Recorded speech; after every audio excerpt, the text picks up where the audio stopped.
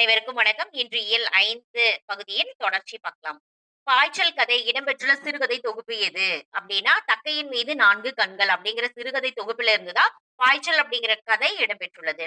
பாய்ச்சல் கதையின் ஆசிரியர் யார்? அப்டின்னா, கந்தசாமி அவர்கள். கந்தசாமி எந்த ஊரைச் சேர்ந்தவர்? அப்டின்னா, மயிலாடுதுறையை சார்ந்தவர். கந்தசாமியினுடைய புகழ்பெற்ற புதினம் எது? அப்படின்னு கேட்டா, சாயாவனம். அவருடைய புகழ்பெற்ற புதினம் எது? அப்படின்னா, சாயாவனம். விசாரணை கமிஷன் புதினத்திற்காக கந்தசாமி அவர்கள் பெற்ற விருது எது? அப்படின்னா, சாகித்ய அகாடமி விருது.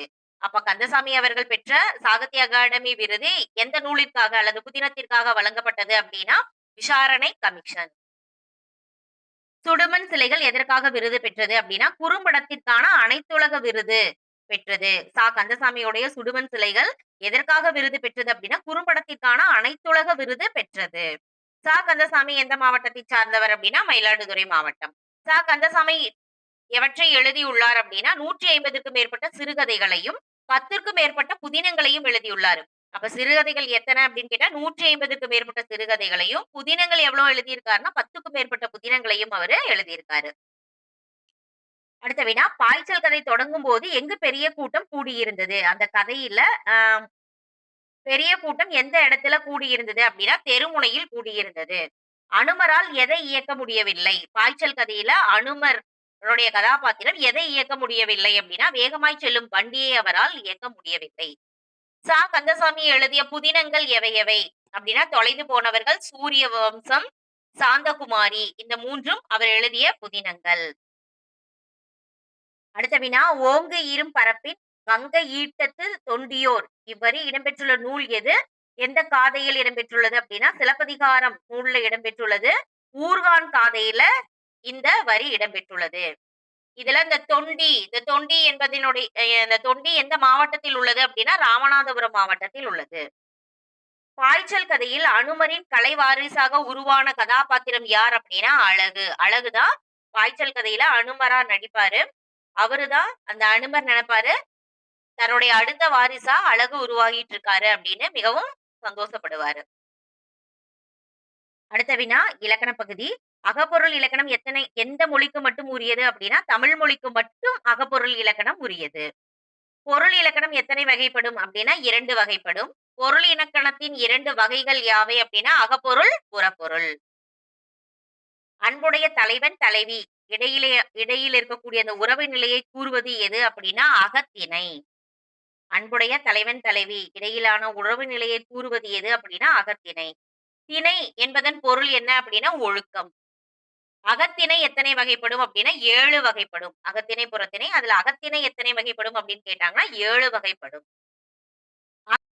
அகத்திணைகள் யாவை அப்படின்னா, குறிஞ்சி, முல்லை, மருதம், நெய்தல், பாலை, கைக்கிளை, பெருந்திணை இந்த 7ம் அகத்திணைகள் ஆகும். இந்த அகத்திணையில் இந்த 7 வகையான அகத்திணையில் அன்பின் ஐந்திணைகள் அப்படின்னு கேட்டாங்கன்னா, எது எது அப்படின்னா, குறிஞ்சி, முல்லை, மருதம், நெய்தல், பாலை. இந்த கைக்கிளை, பெருந்திணையை விட்டுட்டு இந்த 5ம் அன்பின் ஐந்திணைகள் ஆகும்.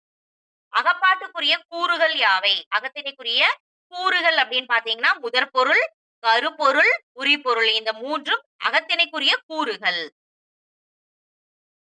அடுத்த வினா, நிலமும் பொழுதும் எவ்வாறு அழைக்கப்படும் அப்படின்னா, முதற்பொருள். நிலமும் பொழுதும் 2யும் சேர்ந்து நம்ம என்ன சொல்றோம் அப்படின்னா, முதற்பொருள் அப்படிங்கிறோம். முதற்பொருள் எத்தனை வகைப்படும்? 2 வகைப்படும். முதற்பொருளின் 2 வகைகள் அப்படின்னு கேட்டா, நிலமும் பொழுதும். எப்படி மாத்தி கேட்டாலும் நம்ம விடை தெளிவா சொல்லணும். அடுத்த வினா, குறிஞ்சி திணைக்குரிய நிலம் எது அப்படின்னா, மலையும் மலை சார்ந்த இடமும். முல்லை நிலத்திற்குரியது காடும் காடு சார்ந்த இடமும். மருத நிலத்திற்குரிய நிலம் எதுனா, வயலும் வயல் சார்ந்த இடமும். நெய்தலுக்குரிய நிலம் எதுனா, கடலும் கடல் சார்ந்த இடமும். பாலைக்குரிய நிலம் எதுனா, சுரமும் சுரம் சார்ந்த இடமும் பாலை எனப்படும். அன்பின் ஐந்திணைக்குரிய பொழுதுகள் யாவை? அந்த 5 திணைக்குரிய பொழுதுகள் குறிஞ்சி, முல்லை, மருதம், நெய்தல், பாலைக்குரிய பெரும்பொழுதுகள் யாவை அப்படின்னா, கார்காலம், கூதிர்காலம், முன்பனிக்காலம், பின்பனிக்காலம், இளவேனில், முதுவேனில். அடுத்த வினா, கார்காலத்திற்குரிய மாதங்கள். கார்காலம் அதாவது மழைக்காலம் எப்ப அப்படின்னா, ஆவணியும் புரட்டாசியும் கார்காலத்திற்குரிய மாதங்கள். அப்படியே தொடர்ந்து ஐப்பசி, கார்த்திகை அந்த 2 மாதங்களும் கூதிர்காலத்திற்குரியது. அடுத்தது பார்த்தீங்கன்னா, கார்த்திகைக்கு அப்புறம் மார்கழி, தை. அந்த மார்கழி, தை 2 மாதங்களும் புன்பனி காலத்திற்குரிய மாதங்கள். அடுத்த 2 மாதங்கள் மாசி, பங்குனி. இந்த 2 மாதங்களும் பின்பனி காலத்திற்குரிய மாதங்கள். அடுத்தது இளவேனிற் காலத்திற்குரிய மாதங்கள் யாவை அப்படின்னா, சித்திரை, வைகாசி இந்த 2ம் இளவேனிற் காலத்திற்குரிய மாதங்கள். வைகாசிக்கு அப்புறம் ஆனி, ஆடி அந்த 2 மாதங்களும் முதுவேனிற் காலத்திற்குரிய மாதங்கள் ஆகும்.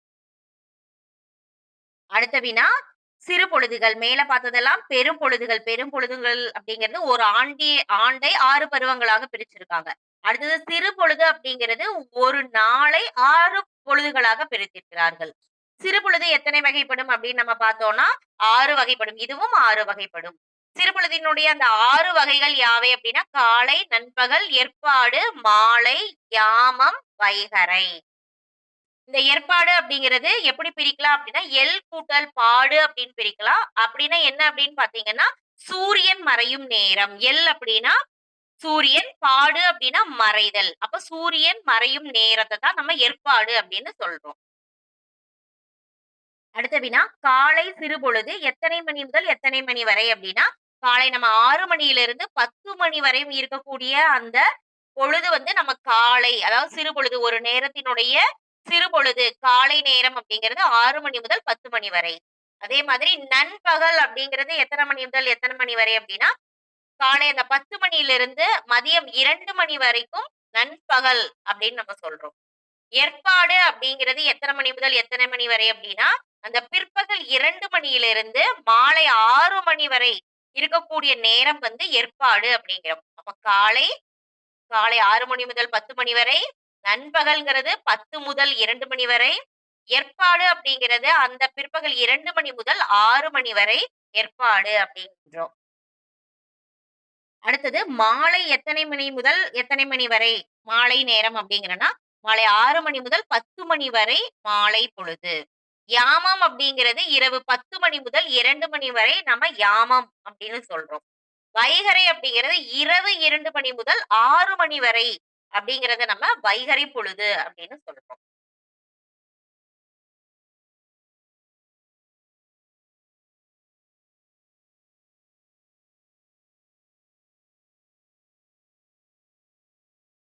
அடுத்த வினா, நெய்தலுக்குரிய சிறுபொழுது எது அப்படின்னு கேட்டாங்கன்னா, ஏற்பாடு.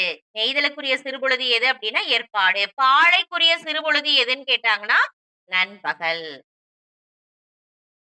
கருப்பொருள் என்பது எதை குறிக்கும் அப்படின்னா, அந்தந்த நிலத்திற்குரிய அதாவது குறிஞ்சி, முல்லை, மருதம், நெய்தல், பாலை இருக்குல்ல, அந்த 5 நிலத்திற்குரிய தெய்வம், மக்கள், விலங்கு, தொழில், அதுக்கப்புறம் பூ, மரம், பறவை, ஊர், நீர், பறவை, யாழ் இப்படின்னு மொத்தம் நம்ம புத்தகத்துல 12 கருப்பொருள்கள் குடுத்திருக்காங்க.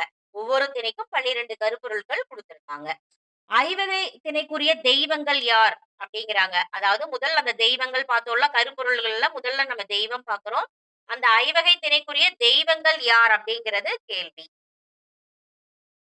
குறிஞ்சிக்கு முருகன், முல்லை நிலத்துல திருமால், மருத நிலத்திற்குரிய தெய்வம் இந்திரன், நெய்தலுக்குரிய தெய்வம் வருணன், பாலைக்குரிய தெய்வம் கொற்றவை.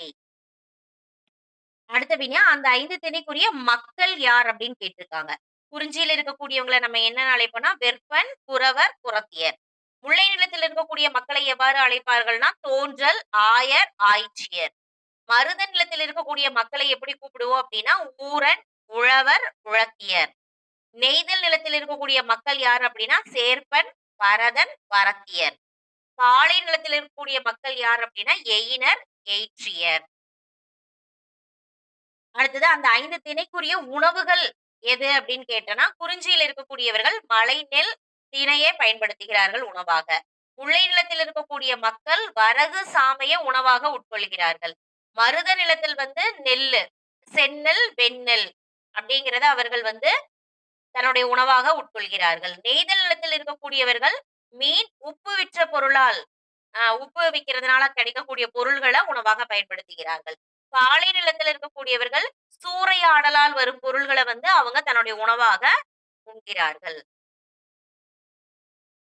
அடுத்து அந்த ஐவகை தினக்குரிய விலங்குகள் என்னென்ன அப்படின்னு கேட்டா, குறிஞ்சி நிலத்துல என்ன விலங்கு இருக்குன்னா, புலி, கரடி, சிங்கம். முல்லை நிலத்துல என்ன விலங்குகள் இருக்குன்னா, முயல், மான், இங்கேயும் என்ன வருது? புலி வருகிறது. அடுத்தது மருத நிலத்தில் இருக்கக்கூடிய விலங்கு எது அப்படின்னா, எருமை, நீர்நாய். அடுத்து நெய்தல் நிலத்தில் இருக்கக்கூடிய விலங்குகள் எது அப்படின்னா, முதலை, சுறா. பாலை நிலத்தில என்ன விலங்கு இருக்குன்னா, வழி இழந்த யானை. அடுத்தது 5 திணைக்குரிய பூக்கள் எது அப்படின்னு பார்க்கலாம். குறிஞ்சியில் குறிஞ்சி நிலத்தில் குறிஞ்சி பூவும், காந்தல் பூவும். முல்லை நிலத்தில முல்லை மலரும், தோன்றி மலரும். மருதல் நிலத்தில செங்கழுநீர் பூவும், தாமரை மலரும். நெய்தல்ல தாழையும், நெய்தல் பூவும். பாலையில குரவம்ங்கிற பூவும், பாதிரி பூவும் பாலை நிலத்திற்குரிய பூக்கள். அடுத்தது 5 திணைக்குரிய மரங்கள் அடுத்தது பார்க்கலாம். குறிஞ்சி நிலத்தில் இருக்கக்கூடிய மரம் எது அப்படின்னா, அகிலும், வேங்கை மரமும். முல்லையில இருக்கக்கூடியது கொன்றை மரமும், காயா மரமும். மருத நிலத்தில் என்ன மரம் இருக்கும் அப்படின்னு பார்த்தா, காஞ்சியும், மருத மரமும். நெய்தல்ல இருக்கக்கூடிய மரங்கள் என்னன்னா, புன்னையும், ஞாழல் மரமும். பாழையில இருக்கக்கூடியது இலுப்பை மரமும், பாலை மரமும். அடுத்த வினா 5 திணைக்குரிய ஊர்கள். குறிஞ்சியில இருக்கக்கூடிய ஊர நம்ம என்னன்னு சொல்லுவோம்னா, சிறுகுடி அப்படின்னு சொல்லுவோம். முல்லை நிலத்தில பாடி, சேரி. மருத நிலத்தினுடைய ஊர்கள் பேரூர், மூதூர். நெய்தல் நிலத்தில் இருக்கக்கூடியது பட்டினம், பாக்கம். பாலை நிலத்தில் இருக்கக்கூடியது குறும்பு. வினா மனை, கிணறு, பொய்கை எந்த நிலத்திற்குரிய நீர்நிலைகள் அப்படின்னா, மருத நிலத்திற்குரிய நீர்நிலைகள். மணற்கிணறு, உவர்களி எந்த நிலத்திற்குரிய நீர்நிலைகள் அப்படின்னா, நெய்தல் நிலத்திற்குரிய நீர்நிலைகள். விளரியாழ் எந்த நிலத்திற்குரியது அப்படின்னா, நெய்தல் நிலத்திற்குரிய யாழ் தான் விளரியாழ். அத நல்லா பாத்துக்க. மத்ததெல்லாம் அதனுடைய பெயர்லயே வரும். குறிஞ்சிக்கு குறிஞ்சியாழ், முல்லைக்கு முல்லையாழ், மருதத்துக்கு மருதையாழ், பாலைக்கு பாலையாழ். ஆனால் நெய்தலுக்கு மட்டும் விளரியாழ் அப்படிங்கிறது வரும். அடுத்தது உரிபொருள்கள். புணர்தலும், புணர்தல் நிமித்தமும் எந்த திணைக்குரியது அப்படின்னா, குறிஞ்சி திணைக்குரியது. இருத்தலும், இருத்தல் நிமித்தமும் எந்த திணைக்குரியதுன்னா, முல்லை. ஊடலும், ஊடல் நிமித்தமும் எந்த திணைக்குரியதுன்னா, மருத திணைக்குரியவை. அடுத்தது இரங்கலும், இரங்கல் நிமித்தமும் எந்த திணைக்குரியதுன்னா, நெய்தல் திணைக்குரியது. பிரிதலும், பிரிதல் நிமித்தமும் எந்த திணைக்குரியது அப்படின்னா, பாலை திணைக்குரியது. 5 திணைக்குரிய பறைகள் யாவை?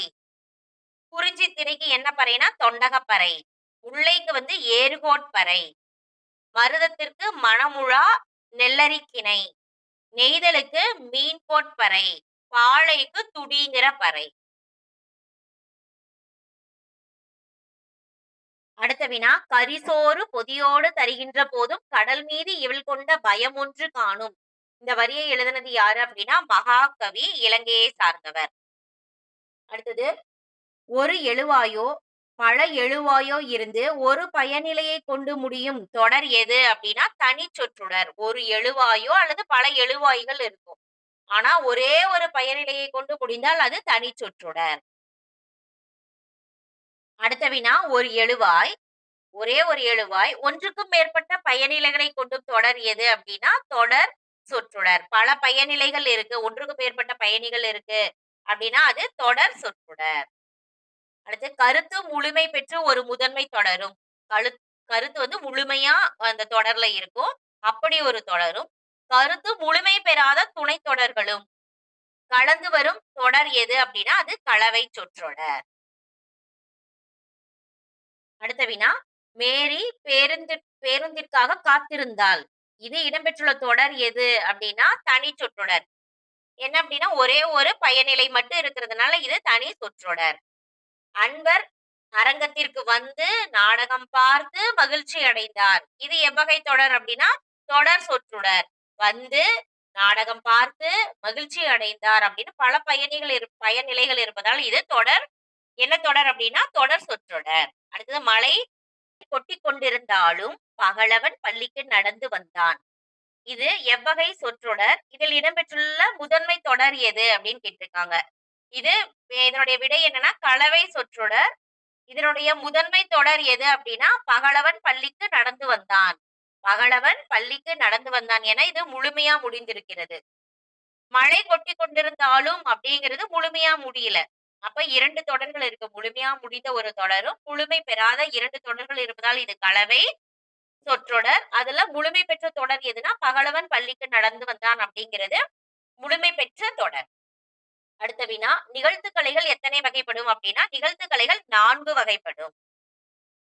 அந்த 4 நிகழ்த்துக்கலைகள் எவை அப்படின்னு பார்த்தோம்னா, தலையில், தோளில் ஏதாவது ஒரு கருவியை சுமந்தபடி ஆடுறது ஒரு நிகழ்த்துக்கலை. அடுத்தது வேடம் கட்டி ஆடுறது வந்து இன்னொரு நிகழ்த்துக்கலை. அடுத்தது குழுவாக ஆடுனா அது ஒரு நிகழ்த்துக்கலை. அடுத்தது ஏதோ ஒரு கதைய தழுவி ஆடுனாங்கன்னா, அது ஒரு நிகழ்த்துக்கலை. அப்போ மொத்தம் 4 நிகழ்த்துக்கலைகள் இருக்கு. என்னென்ன அப்படின்னா, தலையில், தோளில் கருவியை சுமந்து ஆடலாம், அல்லது வேடம் கட்டி ஆடலாம், குழுவாக ஆடுறது, கதையை தழுவி ஆடும் ஆட்டங்கள் அப்படின்னு 4 நிகழ்த்துக்கலைகள் இருக்கின்றது. அடுத்தது வேடம் கட்டி ஆடும் நிகழ்த்துக்கலைகள் எவை எவை அப்படின்னு கேட்டிருக்காங்க. வேடம் போட்டுக்கிட்டு ஆடுறது, மயில் மாதிரி வேடம், பொய்க்கால் குதிரை மாதிரி வேடம், அடுத்தது புலி மாரி ஆடுறது. இதெல்லாம் வேடம் கட்டி ஆடும் நிகழ்த்துக்கலைகள். குழுவாக ஆடும் நிகழ்த்துக்கலைகள் எது எது அப்படின்னா, ஒயிலாட்டம், தப்பாட்டம், தேவராட்டம், அடுத்தது பார்த்தீங்க அப்படின்னா, சேர்வை ஆட்டம். அடுத்தது தவறான இணையை கரகாட்டம், காவடியாட்டம், ஒயிலாட்டம், சேர்வையாட்டம், தெருக்கூத்து, தோற்பார்வை கூத்து, மயிலாட்டம், தேவராட்டம். கரகாட்டம், காவடியாட்டம் அப்படிங்கிறது தலையில அல்லது தோள்ல வந்து கருவிகள பயன்படுத்தி ஆடுறது. ஒயிலாட்டம், சேர்வையாட்டம் அப்படிங்கிறது குழுவாக ஆடுறது. தெருக்கூத்து, தோல்பாவை கூத்துனா அப்படின்னா, அது ஒரு கதைய தழுவி ஆடக்கூடிய ஆட்டம். மயிலாட்டம் அப்படிங்கிறது எதுல வந்துரும் அப்படின்னு பார்த்தீங்கன்னா, வேடம் கட்டி ஆடுறது. அடுத்தது தேவராட்டம் குழுவாக ஆடுறது. அப்ப இந்த 2ம் வந்து வேற வேற ஆட்டங்களாக இருக்கு. அப்புறம் தவறான இணை எது அப்படின்னா, மயிலாட்டம், தேவராட்டம். அடுத்த வினா, இசை ஒன்றின் இசை, வசனம், ஆடல், பாடல், மெய்ப்பாடு ஆகியவை இணைந்த வடிவம் தான் எது அப்படின்னா தெருக்கூத்து. தோளால் செய்த வெட்டு வரைபடங்களை திரைச்சீலையில் ஒளி ஊடுருவும் வகையில் பொருத்தி அவற்றை நாடகம் போல நிகழ்த்தும் கலை எது அப்படின்னா தோல்பாவை கூத்து. அடுத்த வினா, குழந்தைகள் முதல் பெரியவர் வரை அனைவரையும் கவரும் கலை எது அப்படின்னா தோல்பாவை கூத்து. தெருக்கூத்தை தமிழ் கலையின் முக்கிய அடையாளமாக்கியவர் யார் அப்படின்னா கூத்துப்பட்டறை நா. முத்துசாமி. நாடகக் கலையை மீட்டெடுப்பதே தமது குறிக்கோள் என்று கூறியவர் யார் அப்படின்னா அவரும் அவரேதான் நா. முத்துசாமி. நா. முத்துசாமி அவர்கள் செய்த நாடகக் கலையின் புது மாற்றங்கள் எவை அப்படின்னு கேட்டனா, ஒப்பனை முறை, கதை சொல்லும் முறைகளை எடுத்துக்கொண்டு புதுவிதமான நாடகங்கள உருவாக்குனாரு. அடுத்தது நேரடி இசையை வந்து அறிமுகம் செய்தார். தன்னுடைய நாடகத்தில் நேரடி இசை முறையை வந்து அறிமுகம் செய்தாரு. அடுத்தது நா. முத்துசாமி பெற்ற விருதுகள் யாவை அப்படின்னா, தாமரை திரு விருதும், கலைமாமணி விருதையும் அவரு பெற்றிருக்கிறார். அடுத்த வினா, கலை ஞாயிறு என்று போற்றப்படுபவர் யார் அப்படின்னா நா. முத்துசாமி. கலை ஞாயிறு என்று போற்றப்படுபவர் நா. முத்துசாமி. நன்றி.